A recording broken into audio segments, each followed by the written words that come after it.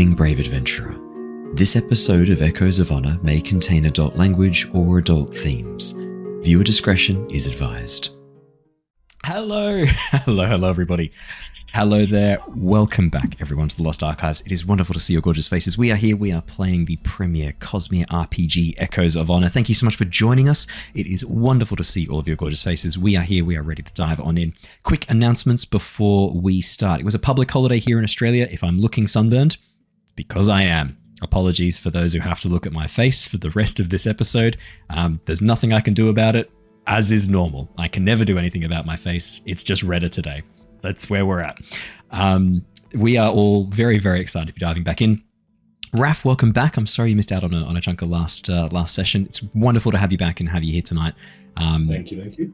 Very, very excited to be diving back in and handing Neivien back over to you. As much as I love the character of Neivien, I much prefer not having to play her if I can avoid it, especially when she's making decisions. And I'm like, I hope this is what Raph wants, because I don't know your characters well enough yet. We're only like 10, 11 episodes in. It's not like Curse of Strahd, like towards the end where we'd had 80 episodes and I kind of knew what you would do in any given situation. We're still figuring out who these characters are. So thank you for letting me give Neivien back over to you. Goodness me.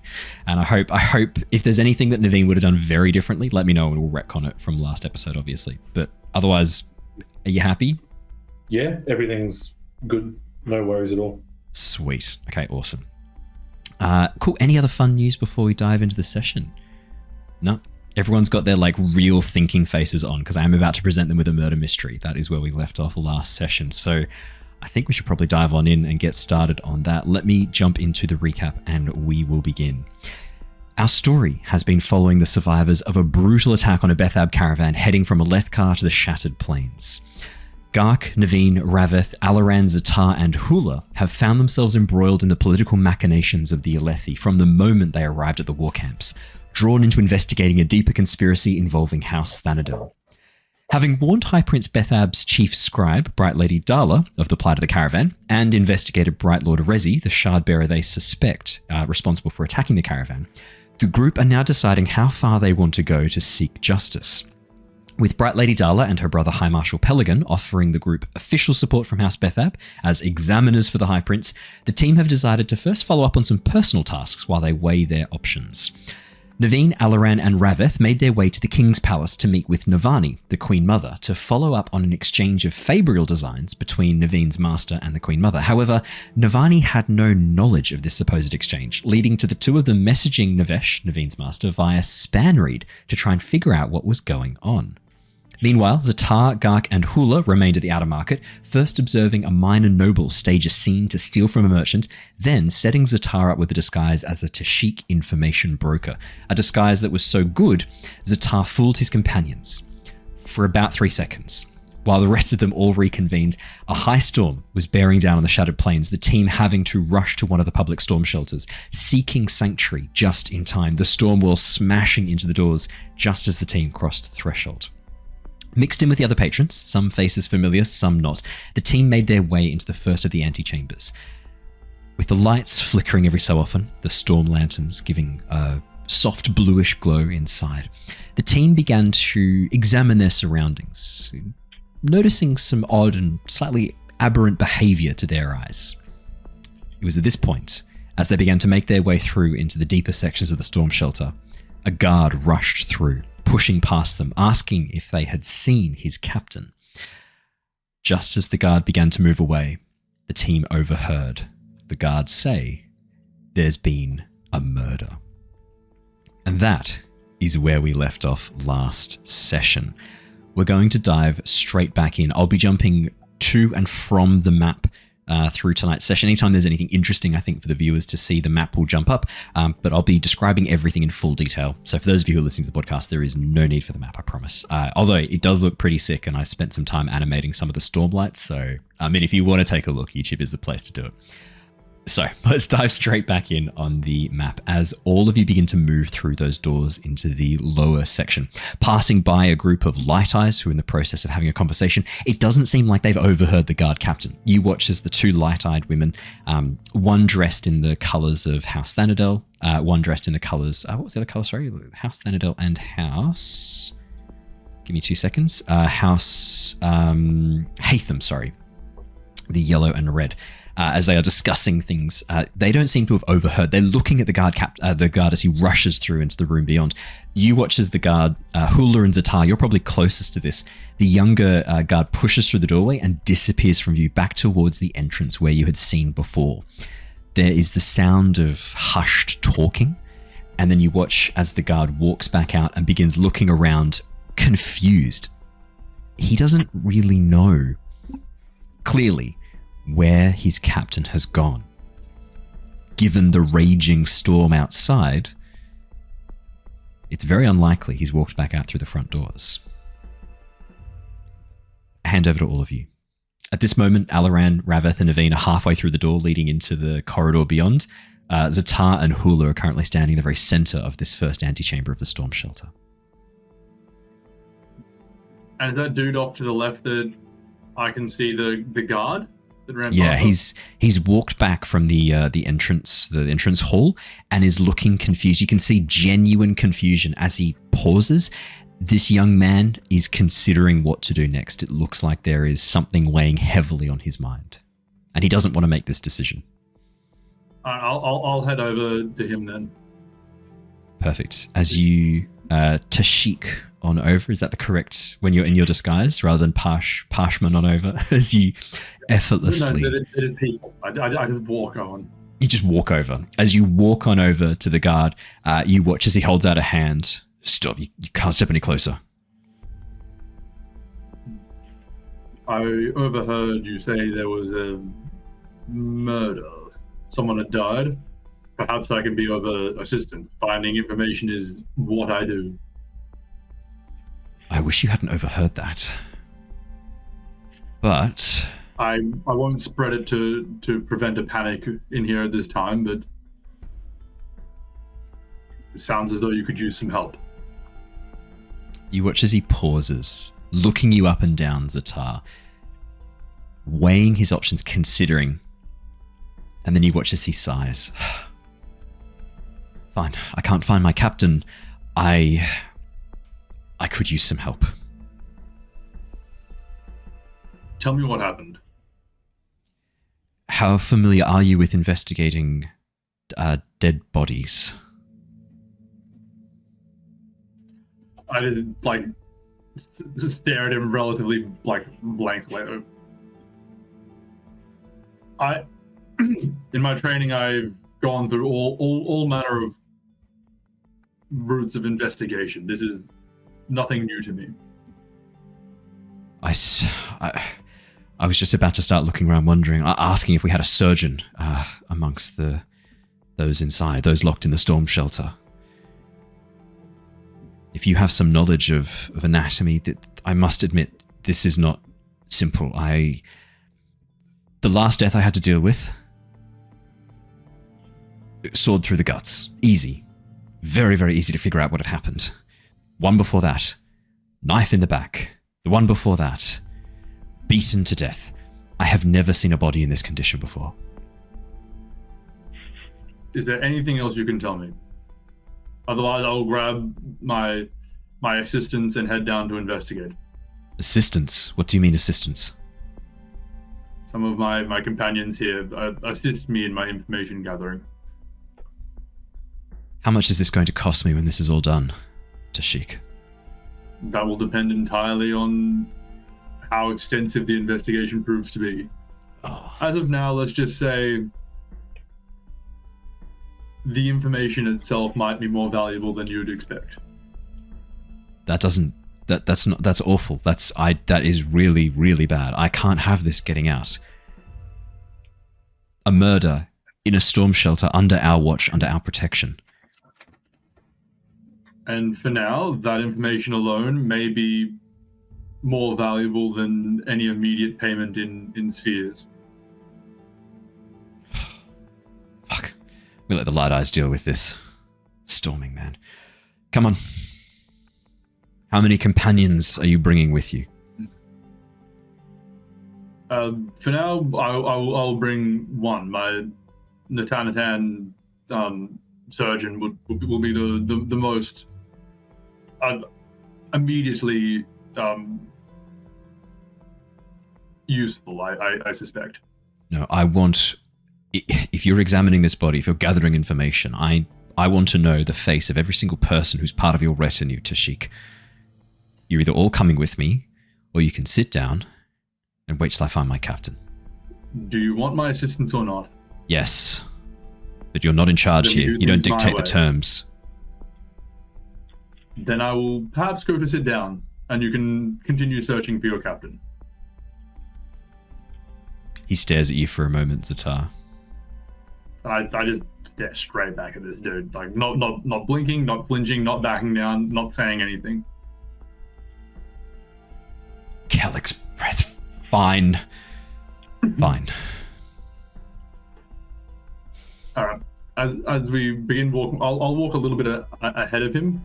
As I pass Hula, I'll quickly explain the situation in as few words as possible, and say like what's happened, what I'm about to go down and do. Perhaps it's best to grab Neivien and Alaran and see what you can find out of here before anyone knows that we're actually connected. I like that. Very wise. Yep. All right. Hula will obviously follow your lead a little bit, having also seen the disheveled guard. Obviously not trying to follow you in, but knows not to get in the way, if that makes sense. Then I'll Perfect. continue heading down. I assume old mate's following me, and I'll brief Rav-eth.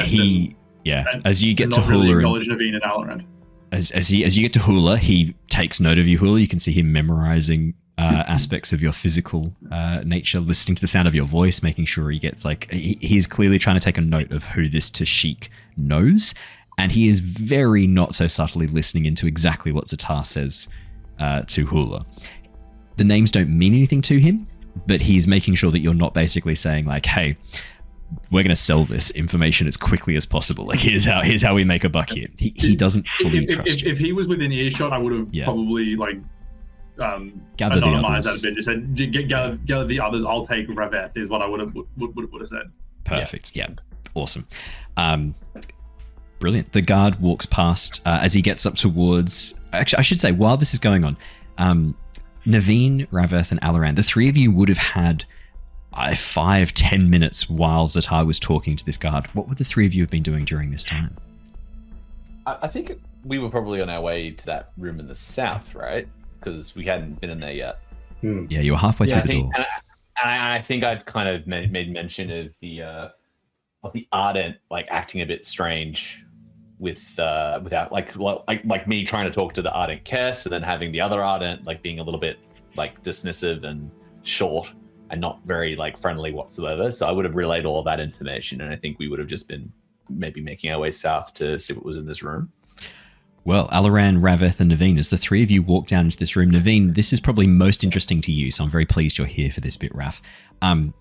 The room beyond is a smaller antechamber than the one you just came from, with a corridor leading towards the east. Leading towards the west as you enter in. I've realized the map is upside down, and then I realized that was stupid, so I've just converted everything into north, south, east, west, just so it's the right way up. It's a long story. It is west of where you are, the corridor that's leading on from here. You can see there are 3 Ardents. One of them, her hand is in the process of turning into stone, and you can see sections of what looks like rock, this sort of grey set like rock rising up around her neck, splitting out to form these like protuberances coming out of the right hand side of her neck. This woman is a soul caster, Neivien. And despite the hood that is mostly covering her features, she has pulled the hood down and is currently in an animated discussion with 2 of the Ardents. As the 3 of you walk into the room, one of the Ardents spies you and immediately shushes the other 2. The soulcaster pulling her hood up and covering her face. She looks pretty young, Neivien, mid to late 20s. She must be particularly susceptible to the transformation that she is undergoing through the use of her soulcaster. Can take years for some people, decades for others. She seems like she's particularly susceptible. Yeah, there's a very pointed glare at the 3 of you as you step through the doorway. They clearly, and then like they turn and pull themselves closer into the corner, pushing her, the soulcaster, out of sight and almost standing semi in front of her, protectively in front of her. I'm going to wander over. I thought you might.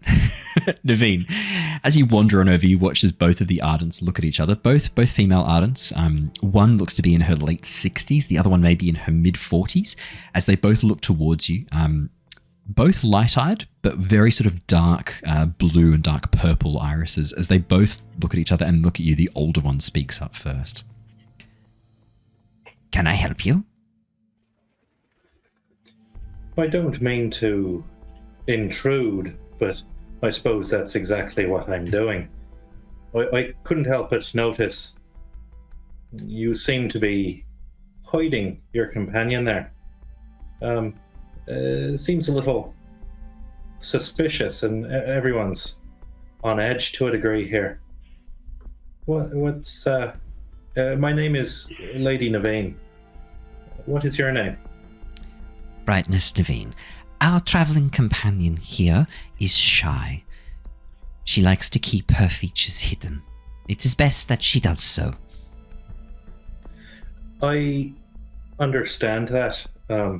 I'm well acquainted with people with those particular features. I say, and I just kind of clasp my hands in front of me. Ooh. Okay. Could I get you to roll for me a persuasion check, Neivien? Oh, I can do that. As soon as I pull open Roll 20. the right thing here. I've got roll 20 open. I just forgot. Oh, there we go. We're already halfway there. Type of character sheet. All right, we're doing well. It's an upgrade. I'll take it. It's loading. That's okay. What I'll do, I'll chuck their names on just so, because you did ask them, and I'm assuming you're going to push for them because it's pretty standard for you. I'll chuck their names on. Assuming Neivien kind of pretty standard play. As you push for their names, I'll chuck their nameplates on so you can see them as well. Did you say that was persuasion, by the way? Persuasion, yeah, that'd be awesome.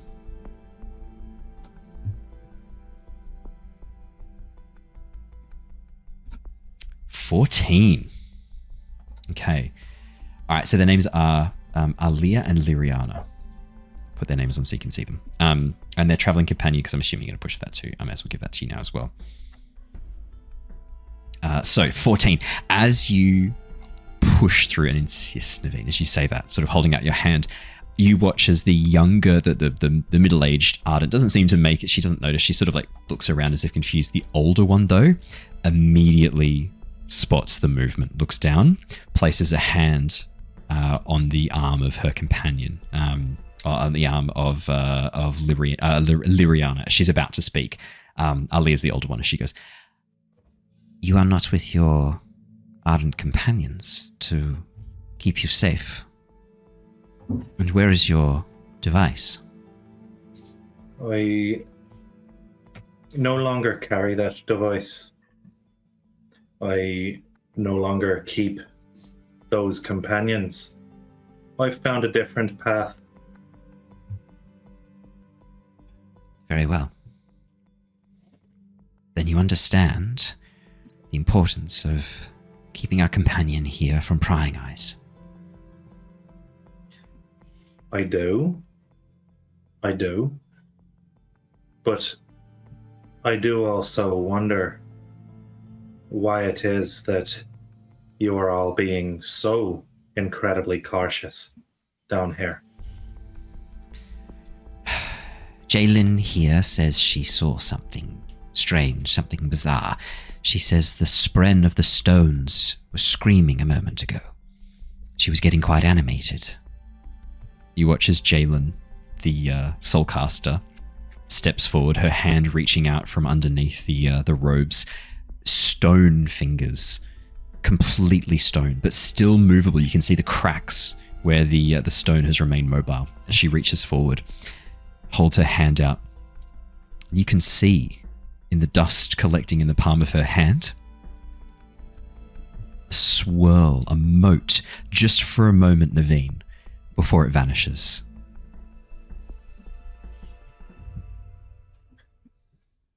I'm going to reach forward and try to just gently hold her hand in both of mine. Neivien, as you reach out, your fingers touch cold stone. There is no warmth to her flesh. It has fully transformed. As soon as you make contact, you watch as Jalen gasps a little bit, her voice gravelly. Whatever transformation has been occurring around her neck seems to have affected her voice as well, as you hear her go. The two Ardents immediately turn towards you as if getting ready to stop you, but then letting this continue. As you hold her hand, you catch her gaze. As your eyes meet, there's a little shock of something, Neivien. Just for a moment, like static electricity. Right in time with an enormous boom of thunder from outside the storm shelter.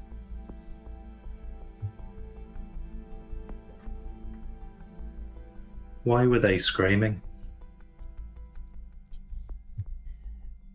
The spren of the stones. I hear them.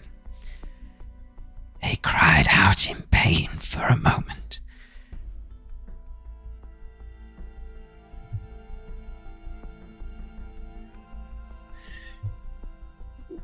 Do I know anything about why?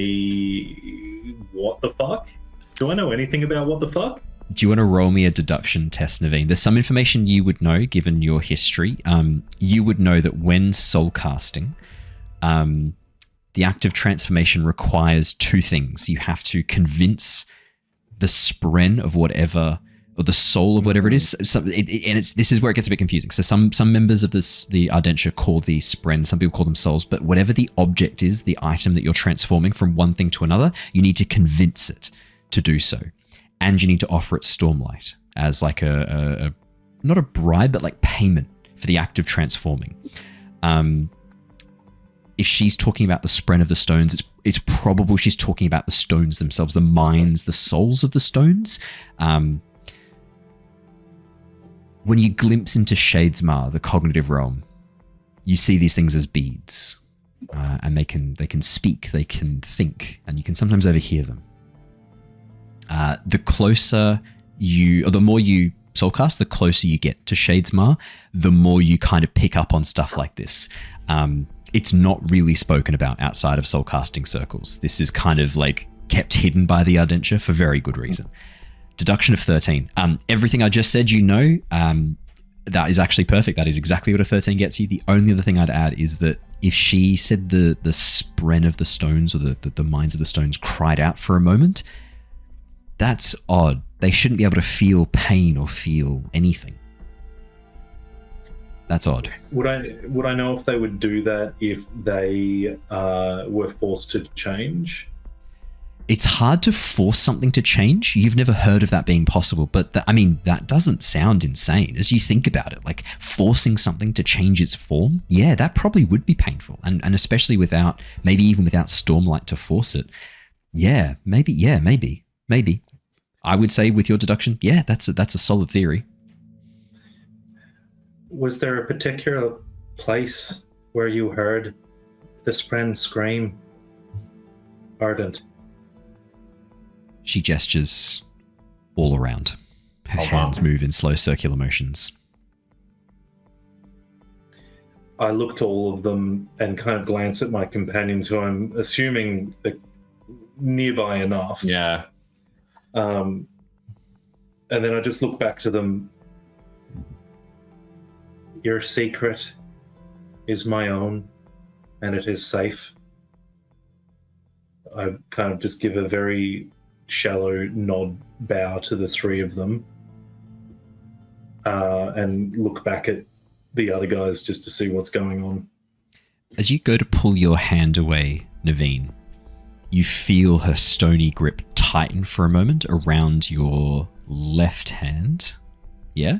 Left hand, yep. Yeah, safe hand. Yeah. Thank you. Around your left hand. And as you sort of like turn back towards her, that sudden grip intensifying, she looks at you. It doesn't stop. She looks at your hand and looks at you. It doesn't stop with what we know. There are many paths to walk, and I have not lost hope. And nor should you. The energy seems to drain out of her, Neivien. She lets go and slowly retreats, pulling back away. Standing... Oh, yeah? Rav-eth. Just as a passive thing, as this is all happening, she definitely has a Fabrial, right? Like, she definitely has... She has a soulcaster strapped to her arm. Yeah, massive soulcaster. A net of metal and wires, gemstones. For those of you who have a background in Fabrials, just have an expertise in Fabrials, you would immediately recognize this as a soulcaster that allows for transmutation into stone, specifically into the essence of stone. So she probably is one of the main soulcasters here, or one of the soulcasters here used to soulcast air to stone to create a lot of the structures that you see around you. This storm shelter, it's very possible she actually had a hand in helping construct it. Soulcasting stone to smoke to clear the area out, and then it's very possible. I mean, soulcasters were used to build a lot of the war camps anyway. Most of the stuff you deal with is soulcasters. Yeah, it's. I mean, the only reason the Aelthi can be here is because they're able to use soulcasters with the gemstones and with the stormlight they're gathering from the chasm fiends. I mean, that the wealth is allowing them to continue their conquest here and continue their stay. But yeah, everything, the whole. Yeah, you go. As this conversation is happening, like, I guess, like, Rav-eth would probably be watching very intently, having a surface level understanding of all of soulcasting, but not really knowing the specifics about it. But so we'll be quite interested in this conversation. But probably a little bit cautious, and he's probably going to be like looking around, seeing if there's anyone else in the room, maybe, I don't know, any presence or any other people that could be like I guess interluding, or not interluding, like maybe intruding. That's the word. Could I get a perception check, please, Rav-eth? Alaran, what would you be doing while this is going on? I was actually thinking of sticky beaking, like further away, like listening to this, but like moving ahead, kind of like almost unhappy just to sit around and wait while people are having talks about artifacts and stuff that he doesn't know. So he's going to go walk forward to the door ahead and rattle it, try to peek his head in and see what's in there. He's kind of just scoping out which room's got the best people to talk to. Or doorway to the south. Sides. Yeah, the door opens immediately as you walk on through. Alaran, easy peasy. Cool. The room that you enter beyond. Poke my head in. As you poke your head in, Alaran, you found your people. This much larger room is clearly set aside for the light eyes. There are couches, chaise lounges set up. There's a table piled high with refreshments, all different colors of wine. You see a number of the Aelthi nobles in here. It looks like rich merchants and Aelthi nobles are currently seeking. And when I say nobles, I mean like any light-eyed Aelthi, not necessarily like high princes and stuff. They have their own shelters, but like lower Dan Aelthi light eyes are here. Alaran, your people, absolutely, as they sip on sapphire and red wines, occasionally take bites out of freshly cut fruit. You can see there are separations between the male and female sections here on the sides. You know the Aelthi, all the Voran church countries have like weird things about separating the sexes. There's male and female food set up. The male food's going to be quite spicy, the female food quite sweet. But you can see it's all. But this is a lovely room. It's very well set up. And you can see a number of people talking, chatting, no sense of what's going on at the moment or in the room behind. Yeah. I think just on that, scanning the room, Alaran turns back to his companions with like a big smile on his face, being like, I found the Bye, bitch. Room. Yeah. See you later, Kremlords. And then he just closes the door and disappears with his new noble friends. I wasn't planning that. No, I wasn't planning on deserting just yet, but I guess it depends on the intent of the others. I guess that is the Stormlight version of see you later, shitlords. Catch you later, Kremlords. Or catch you later, Kremlings. We can do this. That's an episode title if ever I heard one. If there's an episode where like one of you goes off and just ditches the rest of you, that's the name. Catch you later, Kremlings. That's perfect. Also a good one-shot idea. Anyway, as you look on through Alaran, that's what you see. Neivien and Rav-eth, it's at this point, as Alaran's kind of looking through the door, big smile on his face, it's at this point that Ztar and the guard captain, along with Hula, walk on through. The guard captain, the younger guard pushing past Rav-eth, excuse me, As he then pauses, looks back and goes, Natan, surgeon. Yes. You know this Tashik broker? Oh, yes, he's a Chill with companion me. of mine. Oh, okay. Turns and keeps walking, no other words to the rest of the group. I give a bit of a concerned look to Alaran and Neivien, and kind of follow along with Ztar and the captain and the scout. Sorry. As I go more past Rav-eth, I'll just if he asks you work for me, Okay. and then we What's follow along. Are we in trouble? What's happening here? No, they're I'll probably easier to explain when we get there. Okay. As they leave, and Rav-eth follows the captain, and Alaran's standing there like smiling like this. In time, in like 2 hours, Alaran said we shouldn't split up, we should stick together, and tried to assert himself as the lead, and watched as the best option immediately is to completely not do that. Waits him in the moment, but not rushes him. Like he just keeps trying for that. Let's stick together. We just got assassinated, but this is our family now. And as every plan pivots from that, and he's standing in the doorway with everything good behind him that represents his old life, and then the party in front of him, and he's stuck in that space between those two spaces. That's pretty funny. Wedged in a literal doorway. Yeah. In your mind, there are 2 doors that you may choose. Ztar and Rav-eth, as you follow the younger guard, he leads you down that corridor towards the east, arriving as he passes by a smaller door towards the south, hidden from view that you couldn't actually see until you get up level with it.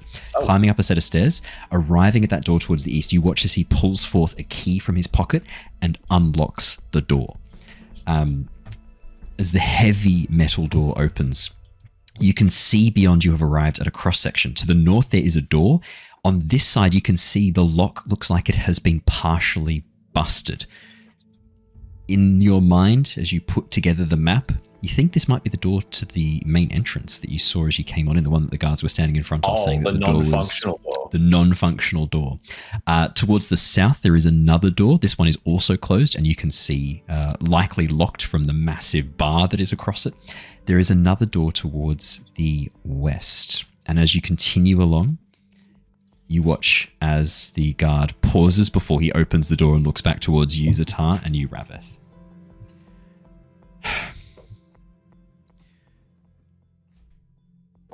Just got to warn you before you step on in.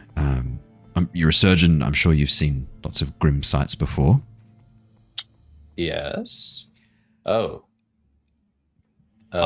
Yes, I didn't want to say out front people lest they cause a panic, but someone has been killed. We are to investigate. Oh. As a Tashik broker, we have been contracted. I'll be back in a moment. No dramas. If you have any questions, now's the time before I take you through into the next room. But be aware, I've gathered together some of the witnesses. Those who are in this room, I have ordered not to leave. I've got some guards on notice. We're just going to walk straight through them. I don't want you talking to anyone in the next room. I don't want you making eye contact. We're going to head straight through the door to the north.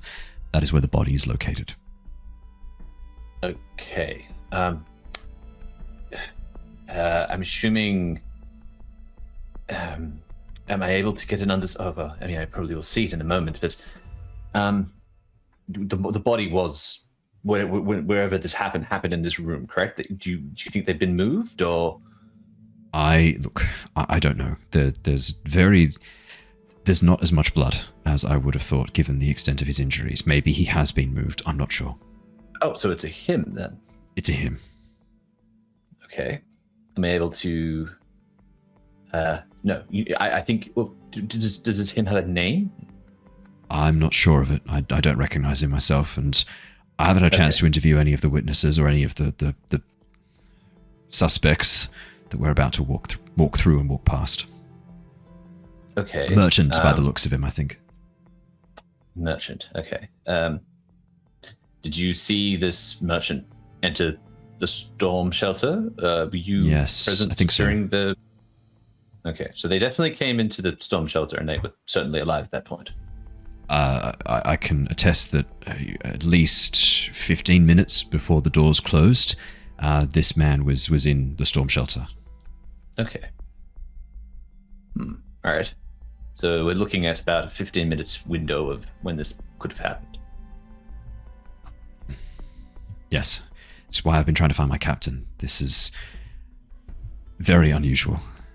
We've never had a duel between two light eyes in a storm shelter. Yeah, I've been there for 2 of them. It happens more than you think.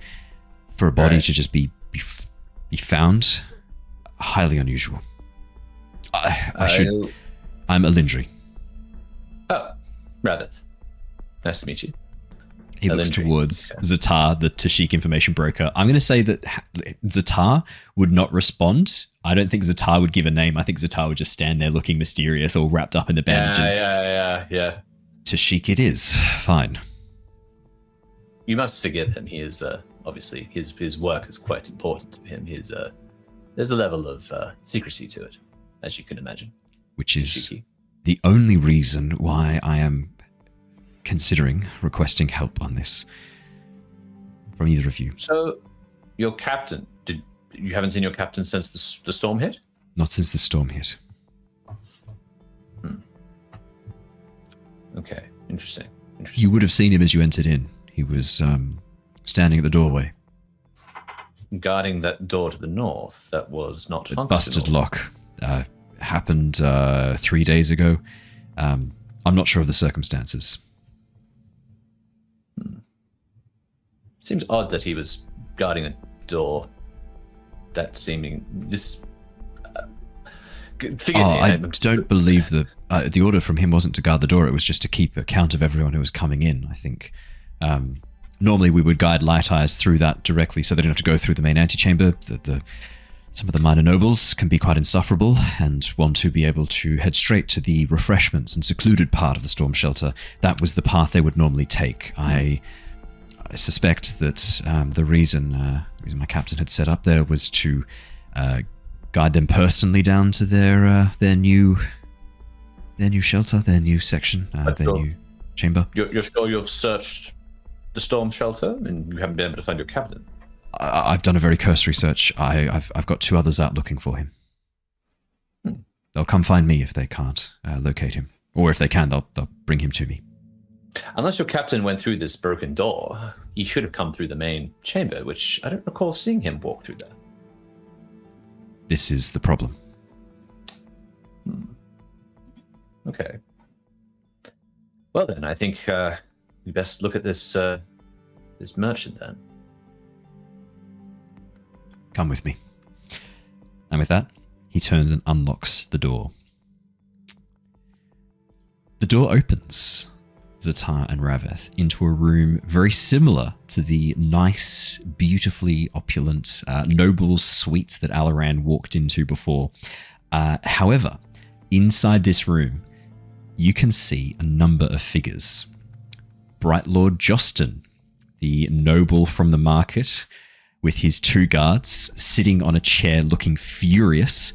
Over towards the side, the grinning merchant, Relnar, you guys had spoken to very, very briefly at the entrance, and the Iriali woman, Selath, is there as well.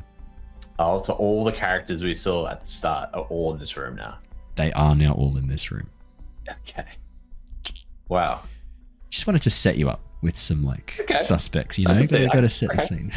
Yeah, as soon as Alindri opens the door, you watch as Bright Lord Jostin immediately jumps to his feet. This is an outrage. I have been in this room for 15 minutes and no one has offered me wine. What am I doing here? You watch as Alindri holds up a hand and goes, "Apologies, Bright Lord. If you could excuse me." And with that, he pushes past with you and Ztar following behind. You watch a pop, so angry, apocalyptically angry, his cheeks burning red as Jostin looks at a Tashik information broker, and let's be honest, a pretty roughly dressed Natan man just walks past. Yeah. You watch as Jostin just looks, goes, completely speechless.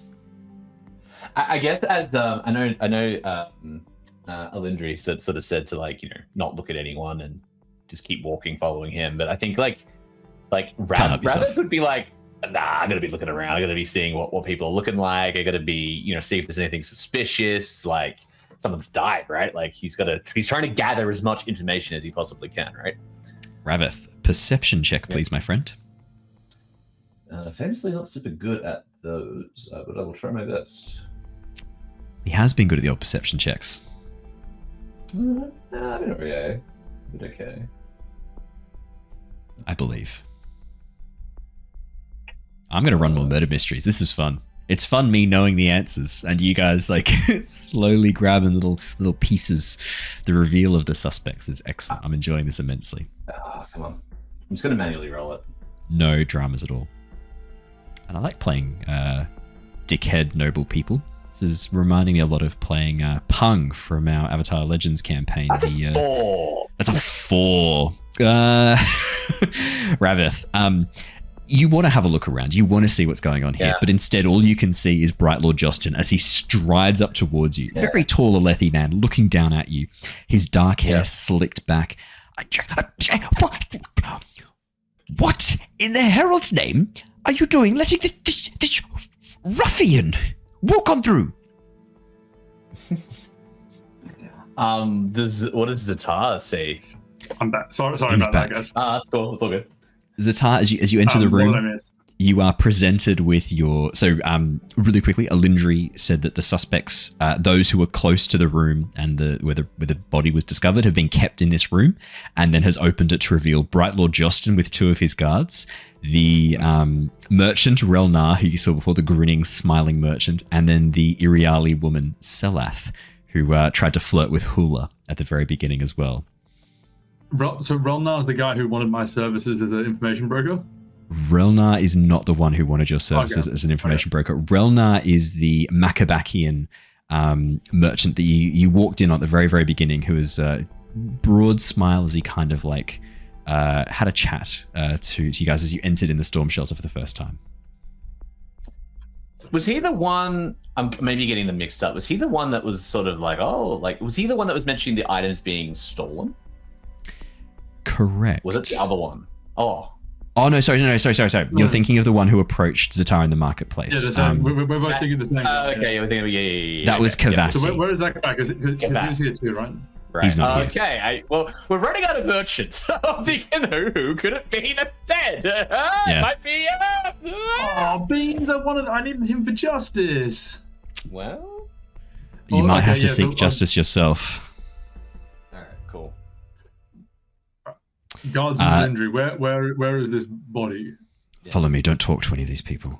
As Alindri pushes past Bright Lord Justin and leads you towards the door in the north. Mm-hmm. Cool.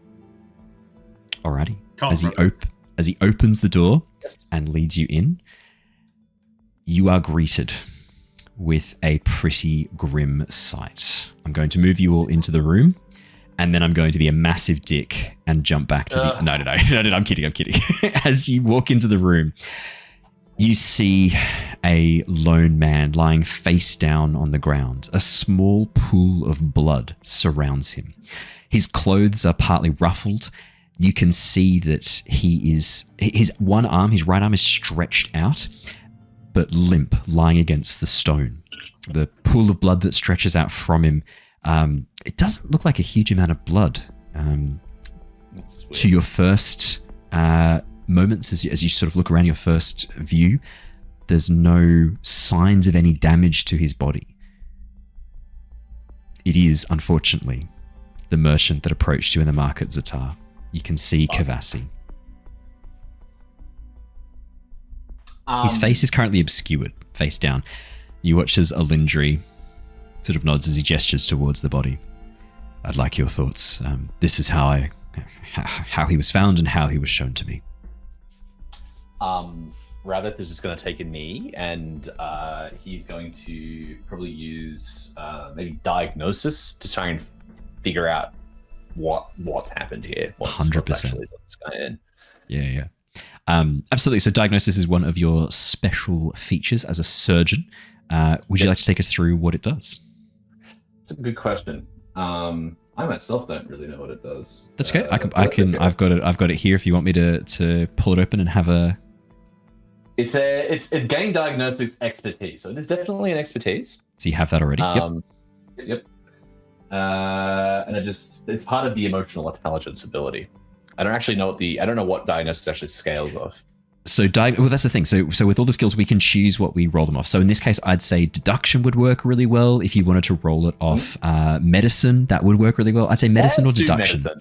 Yeah, I'm going to do medicine on this one. It's my strongest one. So let's do crazy.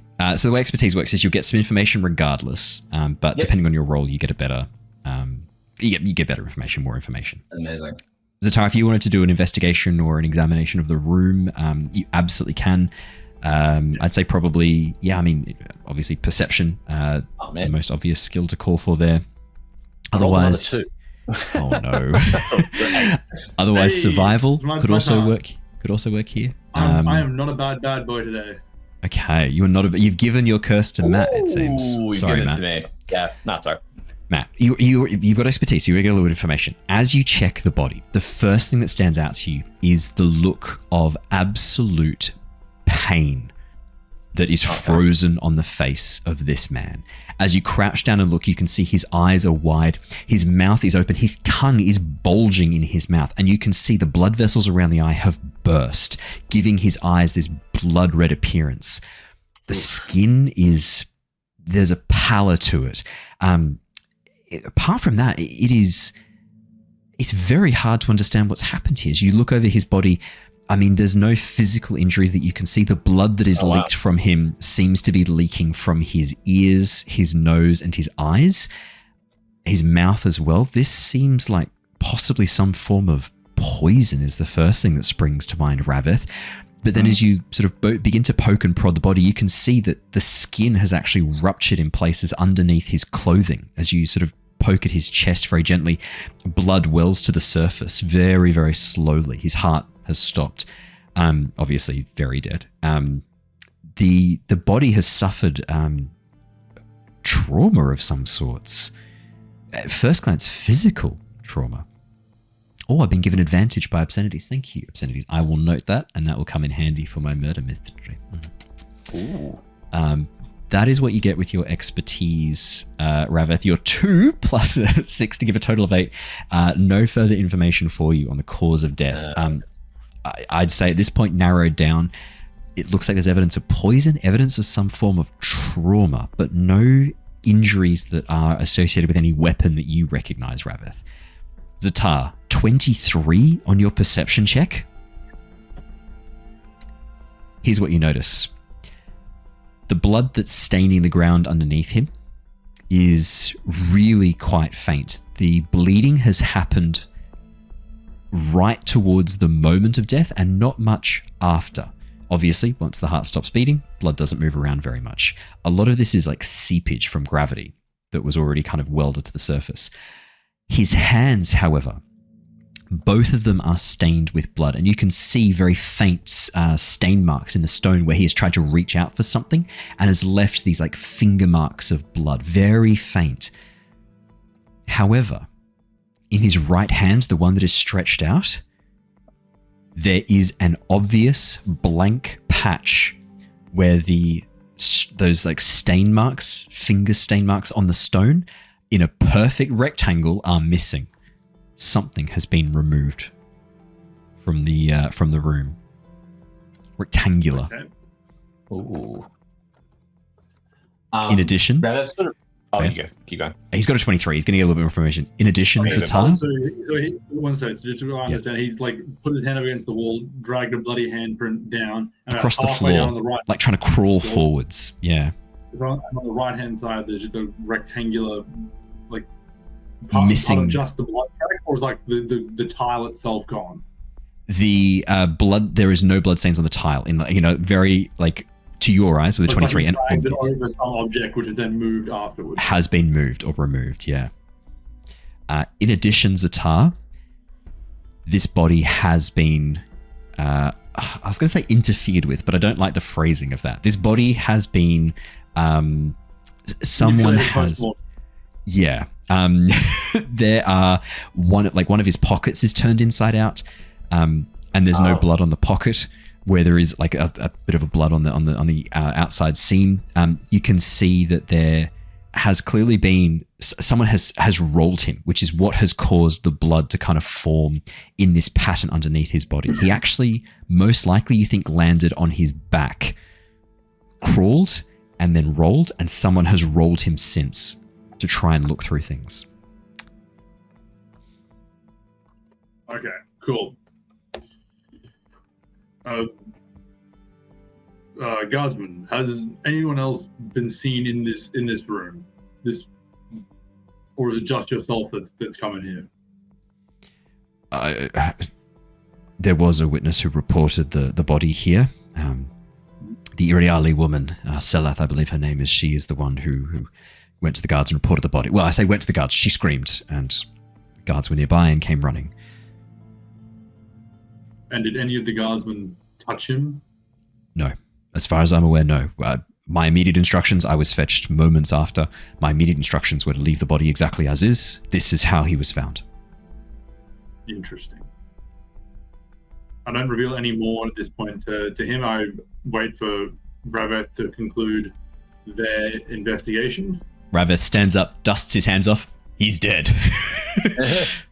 He's definitely dead. I sort of relay the information. Well, yes. Hard to tell exactly what's happened here. Seems to be some sort of poison, but judging by the eyes and the way that they've taken on that pallor, but the way the skin interacts when being touched, it's almost like there's been some sort of trauma involved here as well. But I don't see any obvious blunt force weapons or anything like that. It seems like this has been dealt with a weapon I'm unfamiliar with. Yes, it's very strange. The lack of blood is also peculiar, as it seems like it's only leaked a little bit from, and it doesn't appear to have been leaked from any obvious wound. It seems to have just seeped out of the ears here. Yeah, you weren't kidding. This is quite grim. Correct. Do you have any other information for me? Possibly poison, possibly some blunt force trauma? I know that, it doesn't appear to be a weapon of any kind that I'm familiar with, so it's hard to tell exactly. We would have to perhaps talk to the others in the other room to maybe get a bit of an understanding of their mindsets and what they might have, and see if they can give us any other information to help us piece this together. It's at this moment, as you're speaking, you hear the sounds of a little bit of commotion coming from the door towards the south, which has been closed during this interaction. Okay. And you watch as an Aelthi man, the captain that you saw before, strides into the room, takes one look at the body on the ground, looks towards Alindri and goes, "Who are these people and what are they doing in here?" That is where we're going to jump back over with the others really quickly. Oh, shit. So, Hula, Neivien, Alaran. What are the three of you doing while this is going on?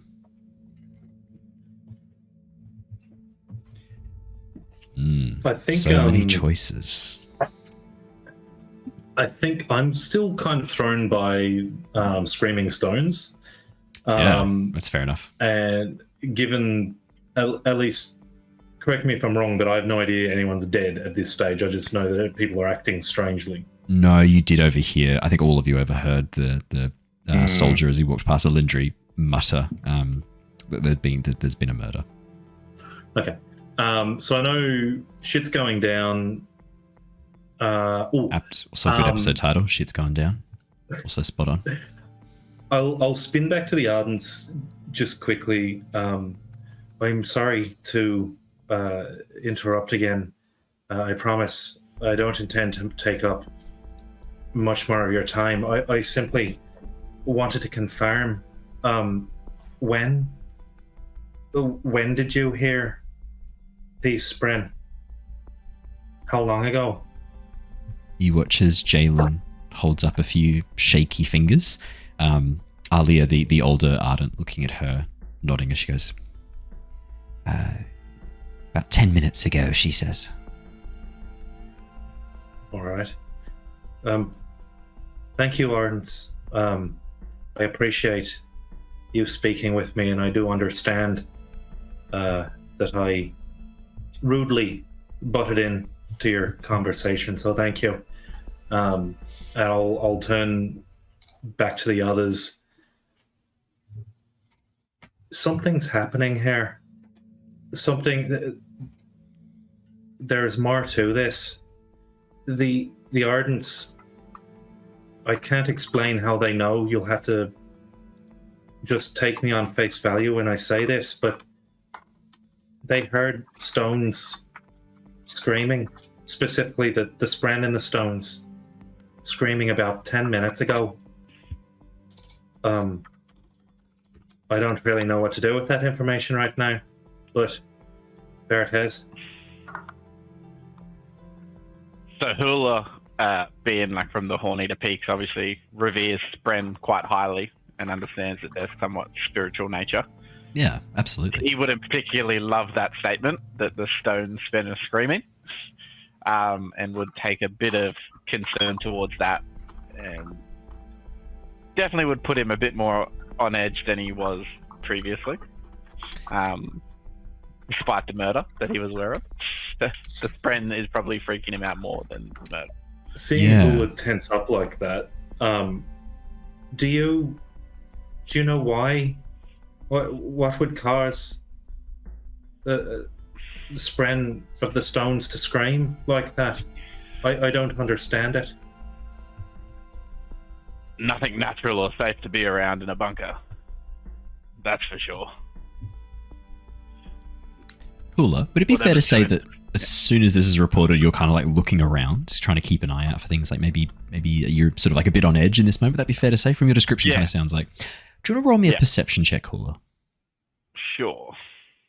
Actually, do you know what? Perception check, and can I also get a lore check as well? Because that is something very relevant to you and your background, this spren of the stones. Because the Unkalaki have a very different understanding of the spren to others. Very different. Whichever So order you would like to do perception? them in. Yep, perception, and can I also get a lore check as well for you? Yep, and all. I really think... Oh, Okay. okay. So that's a natural And, 20 for a total of 23.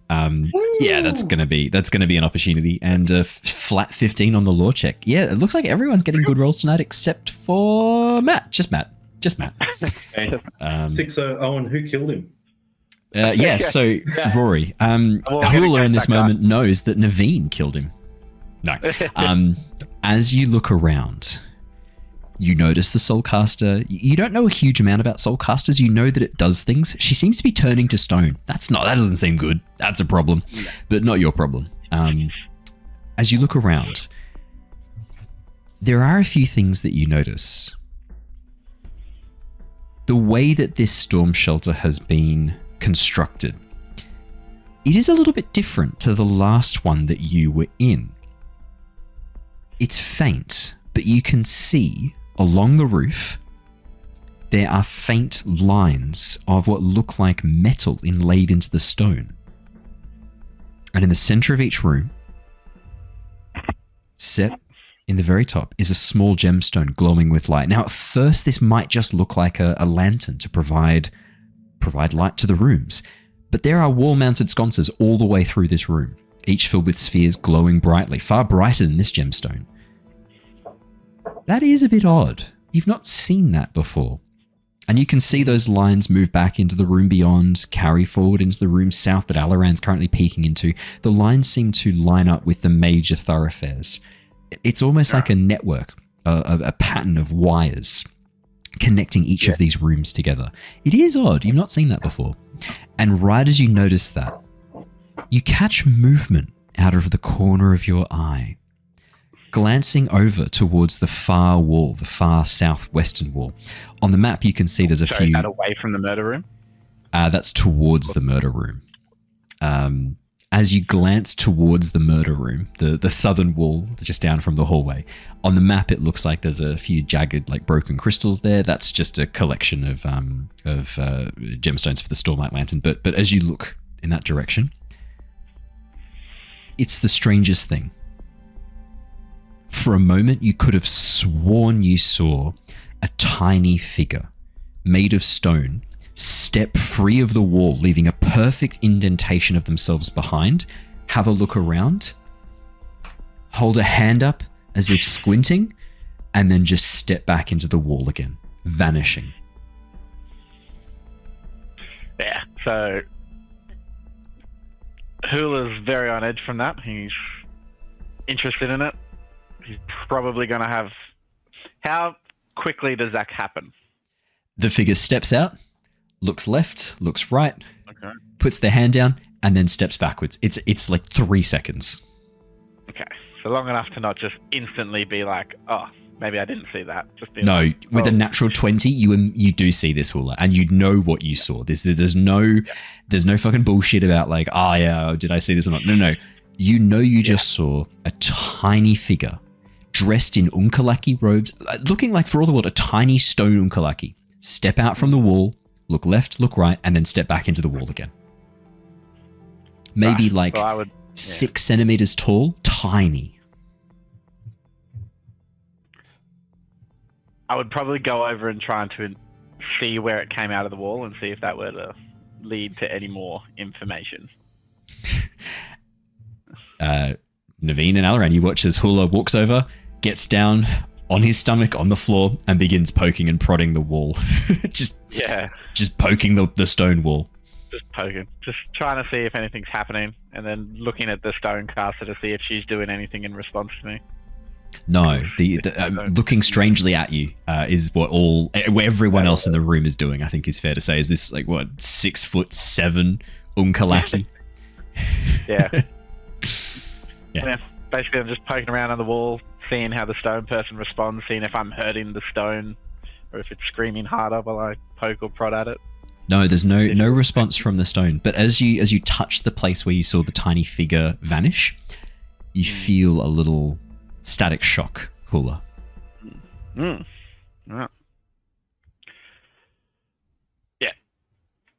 Hula sort of looked down at his hand. Yeah. What are you doing? I could have sworn there was something here a moment ago. Did none of you see it? The stone, it appeared to move, a stone's friend. I could have sworn that it was moving in response to your conversation. No, it didn't. I could have sworn there was one. I just looked here. Feel. Put your hand here. Put your hand. You'll feel the shock. You'll feel the warmth. Look at Alaran. Alaran's like looking into the room with all of the drinks and the other people. And then and not the horn eater poking the wall talking about tiny Or- figures. Yeah, looks back at Neivien and just like is looking a little like despondent, like from smile returns to party, lets it fade away, almost like not paying attention to what's going on. I think I'm just going to sidle up to Alaran at that moment, seeing everything Hula's doing and just... Unkalaki. Yeah. No, Are you no alright? one believing me. I'm just going to keep poking at the wall. Is going to be my point. No one's going to Okay, believe me. perfect. No. That's what I wanted to know. I wanted to know how far you were taking this, Hula. That's brilliant. As you begin poking at the wall, the others no longer paying attention to you. As you get to about your like 16th poke, moving along, trying to get the right spots, you must have hit something because you hear a very tiny voice say, "Ouch!" And then you watch as a tiny stone hand pushes your finger out of the way as the figure leans forward, looks at you, holds her finger up to her lips, goes, "Shh," and then melts back into the wall again. I'd just be in absolute shock and not sure if I should keep poking or not because that seems scary at this point. you know that the Sprenner are sort of spiritual sort of entities, and if they tell you to shush, you shush. Oh, yeah. Hula, this is where your Lore Checker 15 steps in. You know what you just saw. Known as Peak Spren, they are very rare gods. Very rarely seen by the Unkalaki. But you know, up on the Horneater Peaks, that those who are blessed with the sight, or those who swim in the pools at the top of the peaks, one pool in particular, can sometimes glimpse them. That was a Peak Spren. What it is doing down here, you are not sure.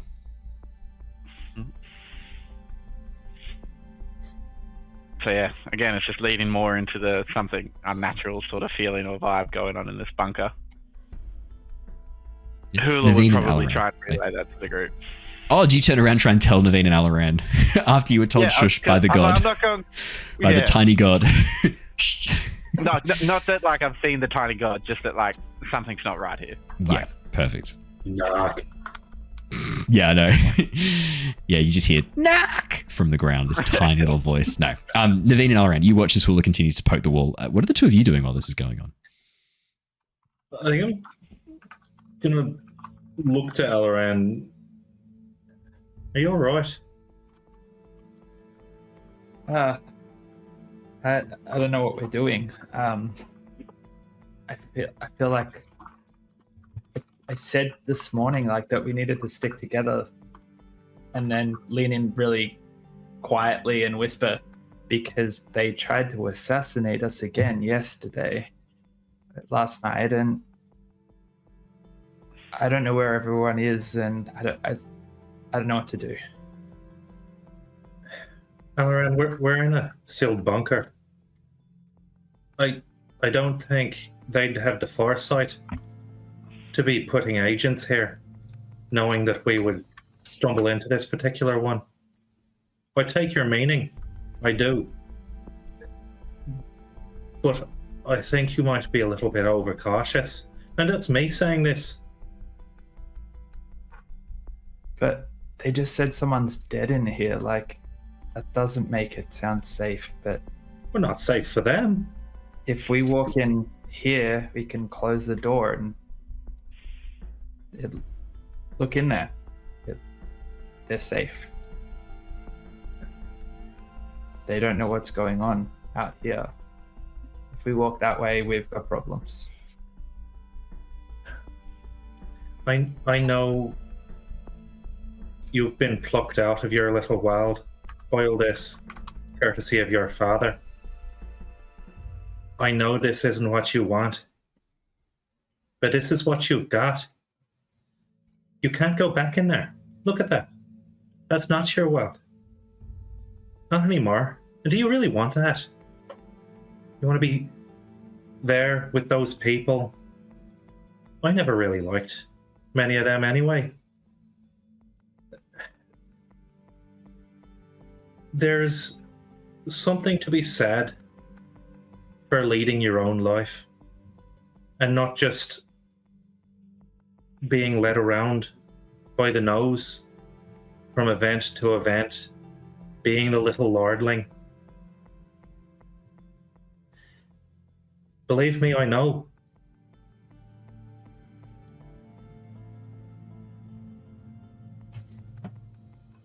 You don't get to choose. You've lost the choice. Make your peace with it.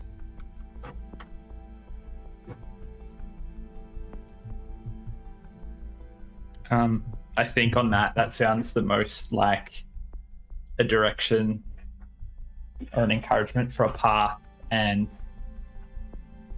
Alaran reaches back for the door and closes it without turning around and looking into it again. Well, what do we do? I don't know.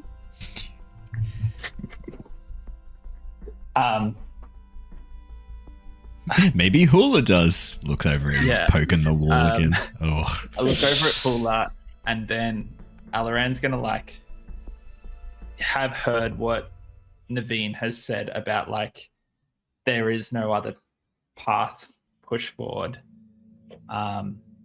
See Hula seemingly absent-mindedly and having Neivien straight up say, I don't know what to do, and then go, well, we're walking down this hallway, we're going to go and find out what's happening down there. And just, again, actually, a moment before he says all that, and he goes to step on, expect everyone to follow, and then he looks to Neivien and Hula and gives them the questioning look. Yeah? Should we go and find out what's happening? After you. Hula will follow too. Perfect. As we're walking down the hallway, I'll just glance at Hula. Is there too much oxygen down here? Are you having troubles? There is too much air down here, Hula. There is too much air. way too much air. Yeah. But I'm not sure if that's what's happening here. I'd also probably point out the weird, like, Fabrial lines running through the roof and being like, are these standard for these bunkers? Oh, can I roll for Fabrial lines? Yeah, man. Absolutely. Deduction or law. 100%. 100%. Could I ask a question? Because Ash has a hunch here that I don't know if Alaran would be alert enough to be, making these connections. I'm curious. I've got the hunch that I'd like to share. Mm-hmm. And then whether that could just be an offhanded comment that he could give to Neivien, potentially for advantage. Let's see. That is a natural 1 from Neivien for a total of 5, which is going to be a complication. Alaran, say your hunch. Just absent-mindedly as you speak. I was thinking that, like, isn't when Hula points that out, isn't that exactly what that Ness Keth Ardent was talking about doing structures? Like, really reductive thinking, the connection between her make this giant Fabrial that could protect buildings and stuff. Isn't that what that is? Neivien. You may roll this again. That is enough to grant you advantage. I am being an exceptionally nice DM. However, I want you to know I'm taking that complication and I'm banking it. And that complication will come back and it will bite you at some point. However, you may roll this deduction check again. I'm using that complication myself at a different point. Weren't you given advantage from chat, Owen? I was. Yeah. I was given advantage. Yeah. He's holding it. I'm banking. I've now got a banked advantage for me and a banked consequence for you guys. I will use them at my leisure. 17, Neivien. Your first thought as you look at this, no, it's just lighting. And then as Alaran says this, you kind of pause for a second. You go, maybe this isn't lighting. It's a bit dim. Hula noticed this. Hula noticed this while poking the wall. That's a bit embarrassing. That stings a bit, Neivien. As you look at it, yeah, what Hula has pointed out and Alaran's hunch, it kind of makes sense as you think about it. Like, what was described to you by Kess was a way of protecting buildings to dissipate force from the Highstorm. This looks a lot like some sort of lattice work. I mean, clearly, whatever it was that she was describing, this doesn't look like a very advanced form of it. But I mean, yeah, kind of makes sense. This was what it could be. And as you examine the gemstones in place, yeah, you think that's a solid theory. I'm gonna just kind of lock away into my head the methods that have been used for this, like the materials for the casings, the housings, what filaments are attached to the gemstones, all that sort of stuff, so I can start kind of building a bit of an idea of how I might recreate something like that. Yeah, for sure. As the three of you reach the intersection, the one that I described before with the broken lock towards the north, the door towards the south opens right as you were about to step through, and striding through it is the captain of the guards, dressed in the colon blue, but the deeper blue that's used by the captains, or the soldiers that belong to Elhokar rather than Dalinar. You watch as the captain steps through, look towards all of you and the open doorway, and immediately closes the door behind him before striding past you and pushing through the doorway towards the west without a word. Looking for all the world very, very rushed as he does so. Hula was also probably... how much of Ztar's original conversation was relayed to him about the captain not being known or around? I don't think there would have been huge amounts of information. Minimum, just dead person. Investigate these people out here, and don't let anyone know that the others are connected to us. See what you can find out, kind of vibe. Yeah, so I don't know that that captain that we've just seen was... No, I wouldn't have mentioned him. Yeah, all right. And I do have an out-of-game question for Haz. And this is specifically one that the YouTubes will understand more than any other. Did you change your shirt because you just got vomited on? Yeah, it's the same shirt. Is it the same shirt? I swear that's a different shirt. No, same shirt. I'm having a moment then. And I have pants on, which is new, but that fantastic. Wouldn't help YouTube. Yay! I got it. That's hilarious. I could have sworn you have a different shirt, and I was like, oh no, someone went to go look after a baby, and a baby gave you a gift down the back of your shirt. No, now I know how. All right. Oh, it did. He's just wearing the same shirt. He's just wearing the same shirt. Yeah, that's why it looks different to me. Yeah. That's so funny. I could have sworn that was a different shirt. I'm gonna have to go back and check the recording now because, like, I don't think it is. I think that is the same shirt, but now I'm struggling. Anyway, as the captain powers through, the timelines converge. We are now up to date. The captain walks through the doorway, slamming open the door as he walks in on you, Ztar, and Rav-eth. What's going on here? What are these people doing in here? Moments later, Hula, Alaran, and Neivien walk through into the witness room, which is where you see Bright Lord Jostin, who you recognize, the Iriali woman, Saleth, you recognize, and Relnar, the smiling Makabaki merchant, who you noticed before as well.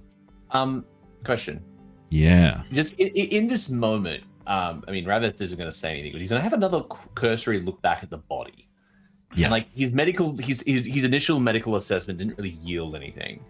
But, like, the lack of blood, the wounds, maybe the lack of wounds, but, like, the obvious, like, the conundrum of all of this. Yeah. He wants to think back to, like, maybe any sort of, like, cases or anything that he might have read that maybe lines up with something like this that he may have seen in a journal or in, like, a textbook or something, or maybe heard about, like. Just anything that he can, like, maybe, like, fall back on a little bit here. Yeah, 100%. I'd say obviously law is the first skill that springs to mind that would be suitable. I think law probably makes the most sense here. I'm gonna roll a law roll. Lumi just scared the shit out of me. She's gone to the door and she's going under the door. That was terrifying. She's never done that before. What is happening? What are you doing? Oh, hello. She's now at my feet. She's content now. She's done her huff under the door and she's happy. Jesus, you guys are terrifying me today. 18 for a law check. That's a bit better. Rav-eth, as you think back, the cases that spring to mind, you have seen poisoning cases before. Unintentional, I would say. It's probably unlikely you've seen many intentional poisoning cases in Natan, in New Natan. Poisoning is the first thing that springs to mind. I mean, the breaking of blood vessels on the skin definitely could be explained by poison. The bulging tongue, the damage to the eyes and the soft tissues around that area. Yeah, poison fits really well here. Poison is not to be ruled out. Definitely not to be ruled out. But that doesn't explain the other injuries and the. I mean, there's. If this was poison, then the question is, like, how is it administered? If it was done orally, there should be, like, probably more signs around the mouth, inside of the throat. Again, you haven't done a really thorough examination, certainly not post-mortem, so you don't know exactly what's going on inside the body. But poison doesn't fit perfectly. You have seen one case of a very bad fall from quite a great height. And the damage that was done to the skin from that force, the sudden concussive contact with the ground after falling quite a distance, more than sort of 20 meters. There are elements of that kind of check out as well, but nothing fits perfectly from your medical experience, which is in of itself a clue, for sure. Interesting. Okay. Rav just like notes that mentally for later. I would say with an 18, I'm going to give you a little bit more about the poison aspect as well. You would know that there are definitely a number of poisons that could be working here, but the poisons are going to have to be some sort of probably a coagulant, given the damage it's done to the skin, or some sort of emetic, something that makes bleeding happen. Either one of those kind of fits. Either the blood has been thickened so much that it's burst through vessels, or it's been thinned so much that it's just leaking everywhere anyway. Yeah. Kind of along those lines is what you're thinking. Yeah. Coming through the eyes and nose and stuff. Yeah. If it's leaking out the eyes, probably more of the other, more of the latter than the former. Some form of blood thinner. It's really only coming out the ears and then like the eyes, the ears, nose, and mouth. well. You haven't checked, but you think most orifices, if not all, are probably leaking blood at this stage. Very cool. You should check the other orifices. Just Yeah. I think thorough. To quote the greatest animated short on YouTube of all time from our history, "My anus is bleeding," is probably what is happening here too. Cool. That's a blast from the past. If you're old enough to know what that reference is, you're old as fuck. That's crazy. Did we clip that too, so that we have that of Owen? I reckon that was a pretty good impersonation of that voice. It was pretty good. It was pretty good. I have a confession to make. It was me. I was the original voice actor for that entire sequence. You heard it here first. That's also definitely not true. It's not the first time I reckon I've quoted that. I can't remember any other times, but it was too flawless to be the very first time. I've definitely used that before. But yeah, that's what you see. Okay. Rav-eth and Ztar, as Captain Lurin strides into, "Who are these people? What are they doing here?" You watch as Alindri goes, "Captain, I was trying to find you. Where? Sorry, I'll just interrupt him. We're handling this investigation now. Your man Alindri has contracted the services of the Tashik information houses. Payment is due." You watch as the captain looks between Alindri and you, Ztar, gobsmacked as he opens his mouth. "It absolutely is not." The agreed payment was the information gathered from this investigation. I suspect your cooperation. One does not get on the wrong side of the Tashik information houses. You watch as he slowly lowers his hand onto his sword. I think you'll find us to be quite helpful in this endeavor. After all, it is the truth we are after here. Clearly, this man died of a heart attack. I and my man here beg to differ. There is something far more interesting to work out here, and that will be payment for soliciting the services of the Tashiki.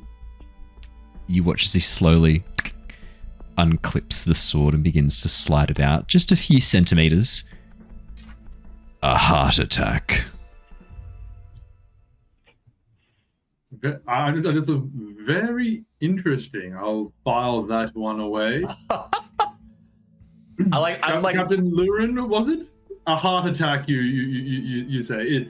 I just like I can find it. The singers wouldn't have, or listeners wouldn't have a written script, would we? No. No, I don't think you do. Although I said, Rav-eth, take note of this report. Whip out my little Oh, the sight of at least a masculine-looking individual suddenly writing does have an effect. Immediately, he watches the captain sort of looks a bit concerned for a second. The magic of recording things suddenly he was not prepared for. Yep. But otherwise, I show no outward signs of being intimidated whatsoever by him, by the obvious threat. Will that be all, Captain? We have work to do here. I expect your cooperation. Get your storming face out of this room. Front antechamber only. If I catch you in any of the other locations in this storm shelter, I'll open the doors and push you out into the Highstorm myself. My, that would be some very interesting information. I think you'll find that I have agents all over here. You won't be able to get rid of all of us. This will be reported back. That pauses him for a second, and he looks towards Alindri. Alindri nods. I myself am just one information broker. I am of no import, but attacking one of us, I suspect someone above you in the chain of command. Is he wearing Fanart colors? He looks like he belongs to House Colon. He probably looks like the king's Colon guards rather than Dalinar Colon soldiers. Well, then I look out like even the Colons have secrets that the Sheik know that I suspect they don't want leaked. Harm one of us, you harm all of us. There's a reason we are anonymous. Sorry, the King's Colon guards. Look,